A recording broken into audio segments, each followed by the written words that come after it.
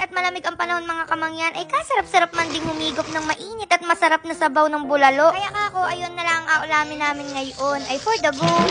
Ay kanina nga nihong umaga, inatamad-tamad pa ako bumangon at kumilos. Gawa nga niho na napakalakas ng ulan, tapos sobrang lakas din ng hangin. Ay sa sobrang lamig din, ay gusto ko na lang magkulumbot sa kumot maghapon. Buti sana kung may kayakap ako. Huy, agang-aga, napakaharot. Sinimulan ko na rin ho palang hugasan, aring karning baka na binili ko ho sa palengke kanina. Hindi ko ho alam kung anong tawag diyan, basta sinabi ko na lang ho doon sa nagatinda na kuya yung pambulalo ha. Huy, sadya ko palang may sabon-sabon muna aring kaldero mga kamangyan. Gawa ng first time lang ho namin aring agamitin. Gawa ng bagong bili. Wow naman, may budget. Ay sabi ho ni nanay, pag may gayon daw ay hindi madaling kapitan ng uling or kung malagyan man ay madali daw alisin. Naks naman. Ay alam niyo naman ho kapag baka mga kamangyan, grabe sobrang tagal talaga na rin pakuluan as in mga 836 days. Huy, sobrang tagal, napaka-OA. Mga isa hanggang 2 oras ho yun napakuluan. Gawa lang syempre kailangan ho talagang palambutin yung